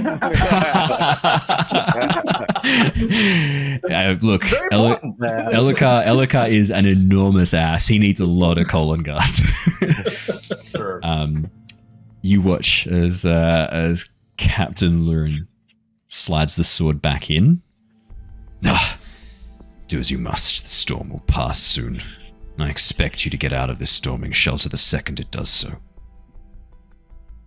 With that, I believe when our contract has resolved. With that, he turns and strides past into the room beyond. Why are all these people kept in this place? You watch as Alindri steps forwards. Captain, these were witnesses to a crime. We need to. I'll be back in a moment. These are witnesses to a crime. We need to keep them here. Captain, if I could speak with you for a moment, I just wanted to ascertain where you have been before this man's untimely death. You watch as the captain freezes in place and slowly turns towards Alindri, not really believing that one of his subordinates has just spoken up in this way. This man died of a heart attack. My whereabouts are clearly not important. For some old merchants, medical issues, are they, Alindri? You watch as Alindri looks around, catches the eyes of the guards on either side of the room. Each of them nod. He stands up a little bit straighter. Shit. Captain Lurin, I am placing you under temporary removal of command. You are a suspect in a murder case, and as such, as the next highest member of this battalion, I must step forward and take command momentarily. I take full responsibility for anything that happens here. You will be restrained with the rest of the suspects in this room until such a time as we have ascertained what has occurred. Rav-eth, you see his hand is shaking as it slowly reaches down to his side sword. Oh shit. You watch as Captain Lurin looks around, smiling, and then leans in close enough for you all to hear. I'd say at this point, the rest of you having entered the room has gone deathly silent while this has happened. And you watch as he leans in, smiling, no humor in his eyes. I will bury you for this.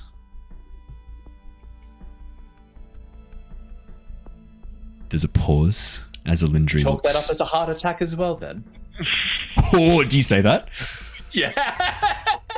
How loudly do you say it? I sort of say it under my breath a little bit. Is this for Captain Lurin and Alindri, or for the whole room? Is my question really? For the whole room. Okay. Beautiful. Fuck, I'm like... There is a hushed in breath from the Iriali woman, and you watch as she's like, and then looks at Alindri, fluttering her eyelashes a little bit as she sees him taking charge. And then as you say this, Rav-eth, you watch as she sort of like feigns a bit of a feint, and then looks at you, Rav-eth, gives you a little bit of eyebrow action from behind. She's really enjoying this. She's loving this. Okay. The merchant that you saw before, Relnar, the one towards the south, you watch as his smile broadens perceptively. He has not stopped smiling this whole time. Big, white-toothed smile. And then as you say this, you hear a chuckle from the back.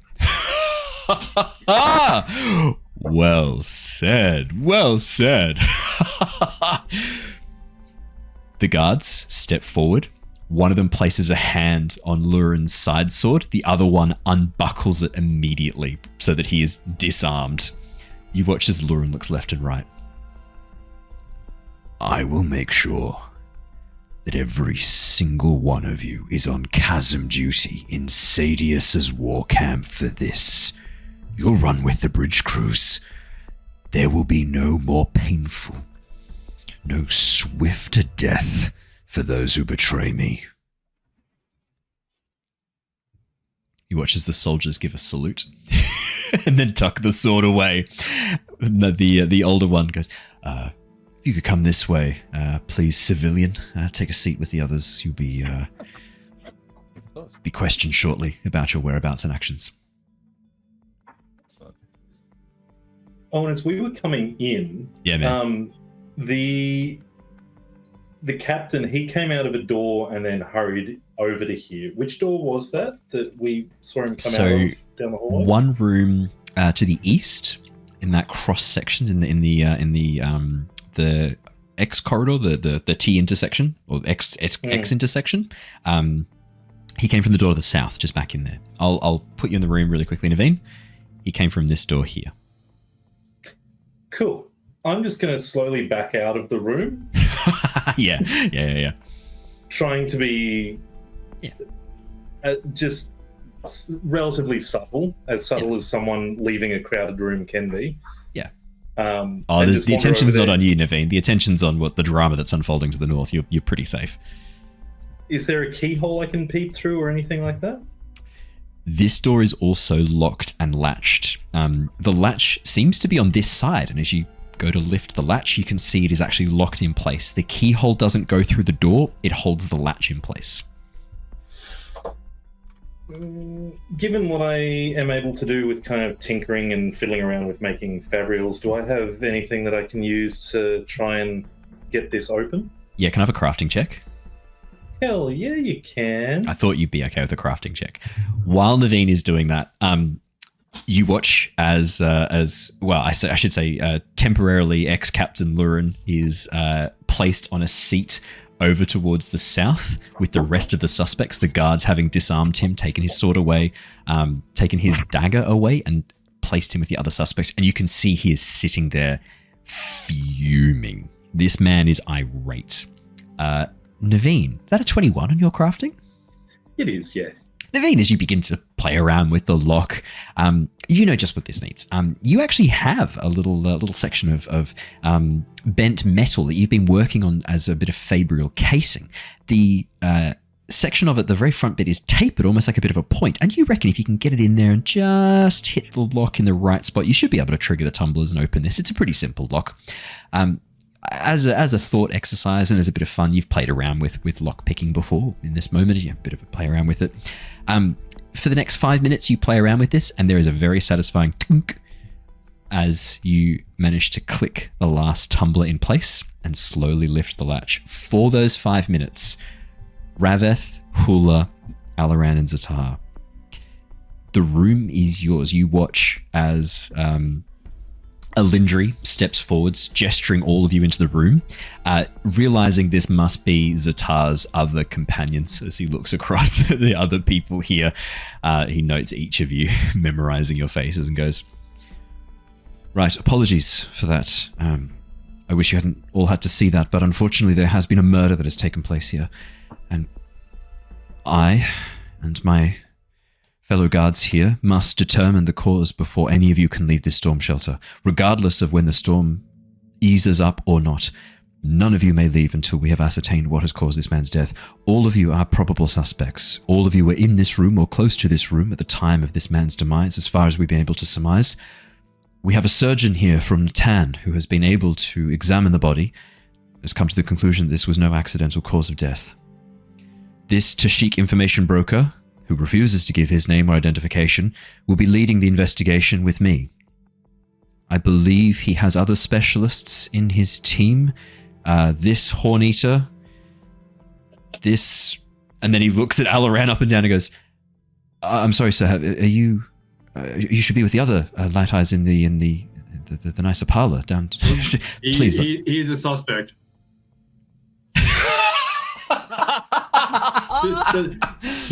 I try to do this in a way that's not me tossing Alaran completely under the bus. I just want someone who's could be a bit on the inside here.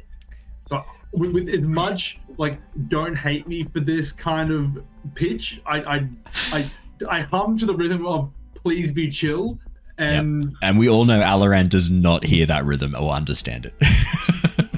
It's really in tune with the rhythms. I in the play of that, Alaran says that he witnessed people running up and down this corridor and heard there was a murder, and he's too curious not to come and sticky beak if it's one of his like childhood friends or foes. Like just plays the angle of like I just came for a sticky beak to find out if something interesting has happened or who had died and if it's interesting to him. But he says that offhandedly that he saw people running up and down the hallways causing such a fuss, and it seems more interesting in here. And then just goes and sits himself down, like kind of as close to the door as he can. So he's still kind of thinking of Neivien, who has panned out. But yeah. Alindri leans in towards you, Ztar. What do you mean he's a suspect? I caught him acting suspiciously earlier. I had my man Hula bring him along. Before coming into the storm shelter, or? No, he did not. He did not come with us. He was acting suspicious not long before you arrived. More of a hunch. I think it would be better to have him in the room than out. One spoiled, petulant, light-eyed gentleman is enough, as he points towards Justin. Are you going to add another one to the mix? But he clearly knows something's gone on now, so it would be foolish to let him leave and start a panic anyway. Storms. This one's also a suspect for reasons we can't share with the rest of you. No. As he nods and gestures. I left instructions to my remaining men outside to reduce panic as much as possible and reduce any odds of anyone finding out something's going on in here. Just trying to let drip the people in here aren't the only people working with my team. Yeah. Yep. With my employees. You watch as Alindri sort of like wanders down towards the center of the room, seeing where Alaran has kind of taken a seat at the door, looking at Hula. He then like pauses as he like leans slightly past Alaran to see Neivien just fiddling with the lock, and he just as the lock unlocks, and Neivien lifts the latch and is like, yes. You watch as he like cocks his head and then goes as he looks towards you, Neivien. Hello. And there's also this woman who is currently conducting a thorough investigation of the surrounding area. That's right.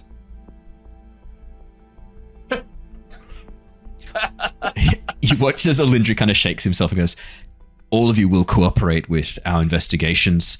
We will be conducting interviews to find out what each of you has seen, what each of you has heard in the lead up to this poor man's death. I urge you to be truthful with us, to be forthright with information. This does not have to be long and drawn out. Share what you know, we will get to the truth, and all of those of you who had nothing to do with this, may all leave. Your cooperation will ensure your prompt departure. When the Highstorm finishes, your prompt departure from this shelter. Do we have a private room to conduct interviews in? I think yes, individually would be better. Yes, to the south. I've set aside a room. We'll clear some people out.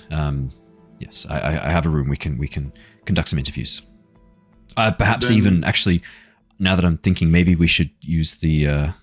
Yes, no, the room to the south. The room to the south.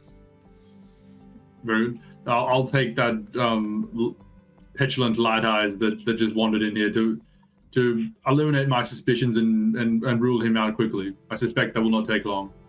I'll be coming with you. Any interviews you're conducting, I need to be there for. Sure, of course. I just expected perhaps you'd like to go through this fast and we can compare. If we conduct interviews separately, then we can compare notes to see if anyone's stories fail to line up. Make me a persuasion check. That's actually not a bad argument. Glad that popped into my head just then. That's not a bad argument. We're gonna go with it'll be faster than individual. Like, oh, hang on, there actually is utility to doing it that way. Yeah, I believe Harrison can roll high rolls, but not right now. He's back. That's a 6. Surely there's an advantage from chat somewhere. I have that. You watch as he shakes his head and goes, "No, look. You can conduct interviews, but one of my guards is with you at all times. Any of your team members who are talking to these people, you need to have at least one of the guards with you. This cannot work. If I don't have the authority to go back to any of our masters to say what has happened here with authority, with trust. No offense to Sheik, but you and your companions are not known here. I am a loyal member of House Colin. My word is going to hold far more weight than yours. Was that captain that we just put down in the corner, I suspect. You watch as he looks over, looking a bit guilty as he kind of like, yeah, he doesn't like that comment. I had to act. He was a potential suspect. I had no choice. You did the right thing. I don't fault you there. Just merely making the point that if we were to do these separately and compare notes, we may be able to find out more than we would together. I'm happy with us to be interviewing them separately, but one of my guards must be in the room at all times. I'm not backing down on that. Understood. Who would you like to interview? Who would you like to interview first? You're taking this Bethab boy? Yes. No, I have to work out a covert way to let Alaran in on what I wanted him to do. I mean, you know the guards will probably report back to Alindri at some point, but they might not do it straight away, especially if he's conducting this investigation. Like, it might come out afterwards that you knew who Alaran was, but right now, like, you've probably got a buffer of time. Especially if you can keep him from talking to his guards, keep him like busy and keep him like jumping from thing to thing. If you all are working together on this, you can keep him busy enough that he might not get a chance to get an update from his guards about what you spoke about until much later. True. Well, yeah, I'll start with a fake interview with Alaran, and then at least get a lay of the land of where this is going. So Naivien's in with us, Rav-eth's in with us, Hula's in with us. Is that everyone's now in with us? Yeah, you've got the whole team together. You're all together. You are now the Tashik and his murder squad. Investigation squad. Cool. Well, yeah. I mean, if anyone else wants to do. Well, I mean, if you guys wanted to have a little team huddle, if you wanted to like step back into the room with the body and have a bit of a planned huddle, you absolutely can. If you say to Alindri, we figure out a plan of attack, he's like, yeah, that's a good idea. I think we should figure out what we're doing. We shouldn't just be doing it on the fly. I'd love a plan. That'd be great. My plans went out the window when I demoted my captain momentarily and took command of this storm shelter. That's called a mutiny. Yes, it is, and I will be heavily punished. Is only nautical? I don't know. I think it could be any. It is only nautical. It's only nautical. What is it? Is it just betrayal? A coup. No, A coup. Yeah. I thought a coup was like a political thing. That's it. We're doing land mutinies and ship coups now. Oh boy. Before we huddle, or at least before I follow along, I want to peek through that room. In that room. Yeah. Let me open the door and reveal what you see. It's a need. Neivien, as you peek through, the doorway beyond opens up to another corridor. This one with a set of stairs leading down into a deeper part of the storm shelter, and an S-shaped corridor leading down to another doorway. This one also barred and locked. But the bar is not locked from this side. So you could just open it. Like this, the door to the south, you could just, the room you've unlocked, this is the center of the locked rooms. Sorry, can we just take a second here?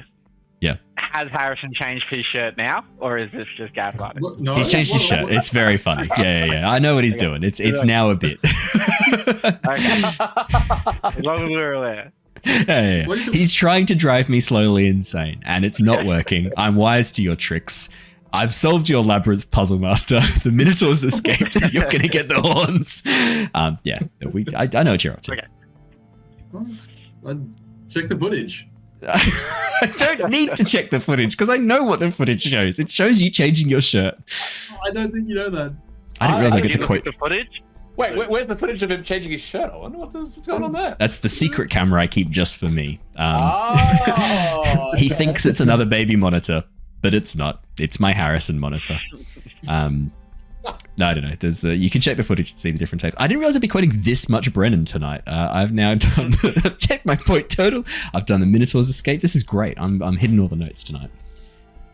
Yes, Neivien, that's what you see as you look into the room beyond. Knowing I don't have time to start, and probably shouldn't on my own go wandering around unarmed with no idea how to fight things, I wander back to the others. Perfect. So we're all in the room now with the body. You're all together. Yep. If you want to have your meeting in the room with the body, you can. If you want to have it in the corridor where Neivien is, you can also have it there. It's your choice. Okay, so and happy to team meeting. It will throw Operation Inside of Alaran out the window, but I'm okay to lose that as an option to team. You can do it under the guise of interviewing Alaran and then immediately reveal, oh hey, we're using him as a like you could let Alindri in on the ploy with Operation Inside Alaran if you wanted. I stand by that name. That's the title of the episode. We've got it. We're going inside Alaran. It's like Inside Man, but inside Alaran. Yeah. All on guards. Yeah. Inside Alaran. Yeah, look, if we're going to team huddle, then I'll Alindri to the side. I'll say that Ladies is actually one of my guys. I was setting him up to covert interview to cross check information. Can you find an excuse to bring him with us out to plan our strategy? You, as he points towards Alaran, you're the first interviewee. Come on, with us. That's all I needed. But yeah, that's the easiest way to do that. Yeah. Before Hula would leave, he would probably be looking around the room for more peak spren and also at the favorable action in the room. Still. Hula, same as all the other rooms, there is a Fabrial in the ceiling, the lines. No sign of the peak spren since you last saw her. Saw her? Interesting. Which room do we end up going in? The corridor or the... we'll go corpse room. Corpse room, cool. There is a look of distaste for a moment on both Alaran's face and probably from Selath's face as she realizes that you're conducting interviews in the room with the body. As you watch the Iriali woman look in horror as you just grab Alaran and take him through to the room with the corpse and close the door. The last thing you hear is, "They're not seriously thinking we're going to be... Oh, And then the door closes and that's all you hear. So you then get Alaran alone. With all of you now in the room with the corpse, Neivien, Hula, Alaran, what I described before with the body you see as well. You watch as Elindri. Father. Yeah. Oh, yes. Sorry, I should have warned you all. It's a bit grotesque. But yes, it's not a heart attack, despite what your captain seemed to loudly proclaim. My working theory is it's some sort of poison, yet it doesn't quite add up to what a typical poisoning is. It also kind of lines up with something that's been dropped from a great height. The way that the blood's coagulated and leaked. It's rather strange. I think I need to sit down. Oh, yes, sorry, Neivien. I should have warned you. Neivien just kind of sits in the corner. Before we begin, our men out in the main area are still keeping everyone calm, correct?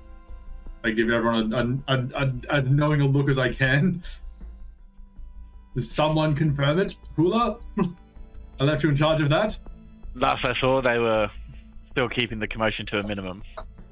Very good. Apologies, Alaran. I didn't mean to imply you may have done a murder out there. I hope you've picked up that I was hoping to use you and your affinity with the other Light Eyes to perhaps mingle. If you were thought to be in the same boat as them, you might be able to get some more information that a simple interview won't reveal. That's okay. I was confused for a second that I might have done it, and then that you thought I had done it, and then I realized that, and then Alaran's just like looking everywhere but the body, like he's like trying to pay attention to the conversation, and he loses it as he starts to question why we're in the dead end room with the body, the blood on the floor. So just what is this room used for? Like, is this just another sitting meeting room? Corpse storage. Yeah. This one looks like I mean, you've answered the question. It is a storage room. It's a much smaller room. There are what look like lock boxes. It looks like this is secure storage, Alaran. While the conversation's going, he's just gonna like move around the like outer perimeter, trying to like poke and prod the normal environment without trying to get anywhere near anything that's connected with the body. I would refrain from touching anything too close to the crime scene. But if you do have a different, you all have different perspectives, you might be able to utilize your specializations and perhaps come to some different conclusions. I look at Ztar disguised as the Tashiki. Yeah. I give him a glance. Did you glean anything during your cursory look over the room? Naturally. Of course. That is to be expected from one such as yourself. Can I, before I say more, roll an insight check on Elindri? Absolutely. Because I just want to think, I try to avoid telling him as much as possible up to this point on the off chance that he is a suspect, which he could well be. Yeah. But I just want to see how much would Ztar actually, looking at this guy, really, because there is definitely some utility with having him know stuff and it'd make life a lot easier to not have to hide stuff around him. So, but yeah, you want to know how much you can trust him for sure. Yeah, insight, definitely.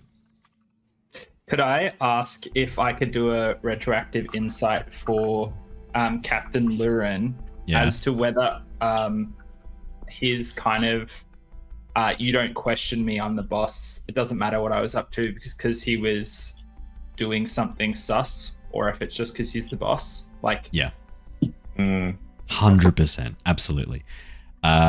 We've got an insight of 17, Ztar. That is excellent. There's a couple of things going through Elindri's mind at the moment, I would say, that you can kind of glean from his body language. First off, he is riding high. No matter how calm he seems on the surface, he is struggling to keep it together. His hand is still shaking. He's keeping it on his side sword to try and hide that, but what he just did there are massive consequences. He essentially, he just cooed his boss because he thinks he could be involved, and he's now really second guessing it. He's having a bit of a struggle, a bit of a crisis at the moment, and praying that he was right. Okay. Anything on general Trustworthiness? I guess that's not really the actions of a guilty person, I suppose. So no, I was going to say, like, he clearly thinks a crime has occurred. To have the investigation continue. So yeah. What's more, Ztar, from your insight check, this man has shown himself as very, very like committed, even from the short time you've known him. Very committed to rules, committed to laws. Respect that. You respect that. Yeah, you get the sense that everything he's doing here is because it is, in his mind, the right thing to do within the framework of the law. I mean, you'd probably also respect the fact that, like, he was sort of saying, like, he wasn't standing for the blatant lie of it being a heart attack as well.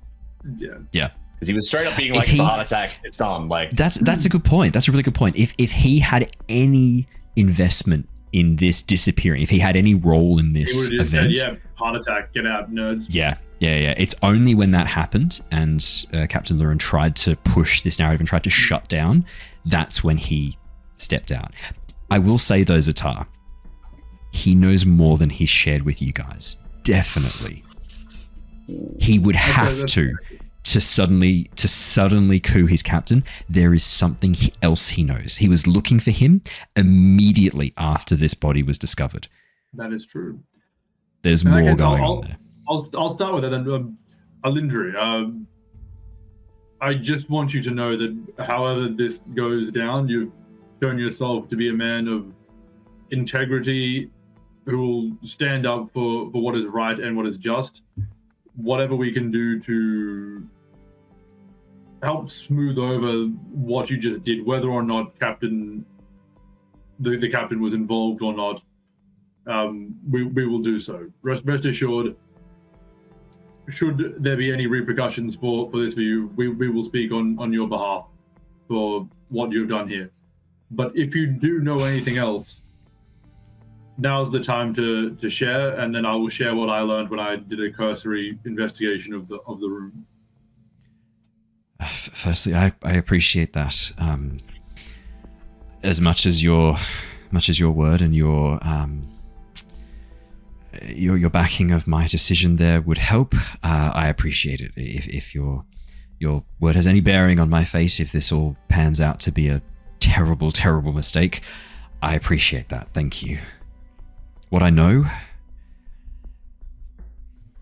there's a reason why I was trying to find Captain Alaran. One of my fellow guards saw him meet with this deceased merchant. When he arrived, the captain took the merchant aside. They had a conversation. The guard at the front didn't overhear exactly what was being said, but said that it seemed heated. And then when I found the body and couldn't find the captain anywhere, there have been stories about Captain Alaran. I transferred from Dalinar's camp over to Elakar's service. Better pay, and I thought guarding the king was a noble calling. I wish I'd stayed in Dalinar's camp. The stories I've heard of Captain Alaran, a man who takes bribes, a man who... All of the new members of the team are told that he once beat a prospective rival to death under the guise of a duel. This was years ago. Who knows if the story's true or not, but I always thought that was a man to watch. Someone capable of that. Capable of killing a comrade, a fellow soldier. That was always a warning for me. Pardon my intrusion. You're relatively close. No, I shouldn't say. You would be around your captain a fair bit. Would you be able to account for his whereabouts over the last couple of days? Has he met with this merchant prior to this engagement, or do you know if he was familiar with him? I'm not sure. I've actually... Captain's never liked me, and I'll be honest, I have almost always been assigned to night duty, certain guarding and movements through the camp, especially through the outer market. I am almost always assigned to late shifts that he never attends and never is part of. I don't spend a lot of time around him. I'm not sure if he knows this merchant or not. You'd have to speak to some of the other guards, and I'm more than happy, if you want, I can interview them and find out what they know, have a talk with them and see what more we can learn. It appears that your captain was well regarded. Your fellow guardsmen were quick to listen to your instruction then, when you displayed that insubordination. There's a look of guilt that crosses his face. They were the ones who suggested it. Oh. The older gentleman that restrained Captain Lurin, he's been under his command for a long time. He's the one who warned me about him, the one who told me to keep an eye out for him. When we first discovered the body, and I shared that one of the other guards had observed Captain Lurin and this merchant having an argument, he's the one who said we're going to have to act quickly, and we're going to have to restrain him if he tries to stop the investigation. That is a sign of guilt, and I would need to step up and take command. Interesting. You say that you couldn't. I'm sorry. I'm finding it very distracting with that thing on the floor. You said you couldn't find him. Correct. Can we put something over that? Actually, I think it's best if we don't touch the body too much. All right. Just turn, and he spins you around so you're facing the door, and he goes and stands right in front of the door. You can only see him and the door behind him now, Neivien. We need a plan of attack. That's what we're back here for. Now that we have that information from you, Alindri, I think. Well, I'll quickly share what I know about the missing the handprints. So someone's been in here. Someone's gone through this. So the merchant had something someone wanted, and they took it from his body. Or they wanted it to look as though they were taking something from the body to perhaps, show a false motive. But something from the room has been removed, an object. Good eyes. And his pockets look like he's been torn out. We're looking for something rectangular that was removed from the room. It should have blood prints on it.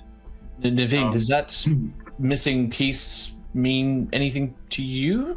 Would it be something to do with the structure, or maybe some sort of component to something else? I'm not quite sure what it could be. You're gonna make me look, aren't you? Where's the square? Just I like shield her eyes. just there. Just look just that on way. The floor. Just on the floor there. Can I make out anything outside of it just being a spot where blood spray didn't get? I'd love a deduction check, please, Neivien. While I'm looking in a way to almost partially distract from... Yeah, so focus, micro-focus on this section that everything else kind of blurs out. Yeah.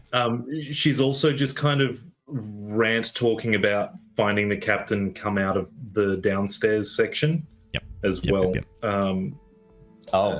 Deduction from the downstairs. 22, Neivien. Woo, you're on fire. I've got to say, you guys have consistently been rolling above an 18 for every single check that has been like clue-based investigations, and you're getting through this too quickly. Is what I'm trying to say. Just roll some more bad dice and it's hard to throw you red herrings when you keep rolling really, really well. Just get Harrison to roll more dice. Yeah. And Matt tonight. I can roll a few dice. I'm been rolling pretty bad actually.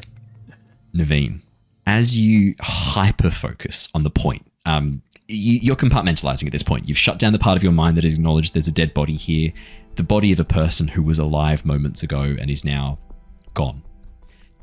You shut that away. That's not something you can deal with right now. And instead, you drop into this kind of like heart of stone, complete emotional detachment. You are just focused on the intellectual exercise of solving the puzzle. And as you look over, the edges where you can see the fingerprints that Ztar and Rav-eth have pointed out, it looks like, there was blood on the victim's hands when he tried to sort of reach for something and has left these kind of smear marks on the stone, except for a piece that is rectangular. The first thing that screams to mind, Neivien, is the fact that it must have been very flat, because otherwise, as he dragged his hand over it, it would have left these much more pronounced drops at the edges as blood was scraped off. Instead, it was dragged a little bit. You think you're looking for something very thin, vaguely rectangular, and actually smaller than the area that's been left behind, the hollow point, because it was dragged with his hands for a portion of time. Probably something paper. Given because the length of it would be incorrect, but the width of it likely wouldn't be. Exactly correct. You're looking for something roughly hand width. So what is that a standard military issue paper? Like obviously Neivien deals with paper to an extent, not military paper, but is there a standard size? Like would this be a notebook sort of thing, or what am I like Neivien, page for a notebook? I mean 22. There's a couple of things this could be. The first one that springs to mind immediately because you deal with it every day, a span read notebook is exactly the right width. Could be a strip of paper taken from a span read. It could also be some sort of chit or otherwise like identifying document. It's also very similar in width to the note of ownership that Ztar has that could be some sort of official document. But with your 22, this is much shorter than most official documents. So if you're looking for an official document, it must be a much shorter one or a cut-off one. Some sort of license, perhaps, some sort of... but yeah, the ones that spring to mind immediately, span read note, could be some sort of like official document, a shorter, unusual official document. It could just be note paper. But the chances of that being the exact width, you reckon's a bit unlikely. Pulling out a handkerchief and holding it over my mouth and nose. Or there's a little bit just sort of coming up every so often. You can feel it at the back of your throat. Could one of you just rummage through that on the ground there and see if there's a span read or anything left at all on it. Thank you. I suspect that if you're after a span read, that may have been what might have been taken from his pocket there, maybe. I don't know. I could take a closer look if you'd like.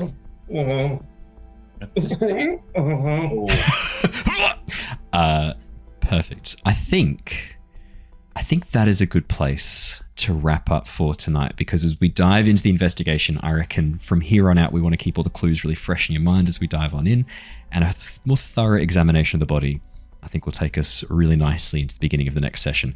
Probably get the video demonetized depending on how graphic I am with the descriptions. That is all we have time for tonight. Thank you so much, everybody. We will be back tomorrow night for more Tales from the Yawning Portal. Unfortunately, we don't have our Return of the Giants campaign this Wednesday. I actually need to let the players know. I'm away in Sydney for a conference that I did not know I was attending until late minute. So for fuck's sake, guys.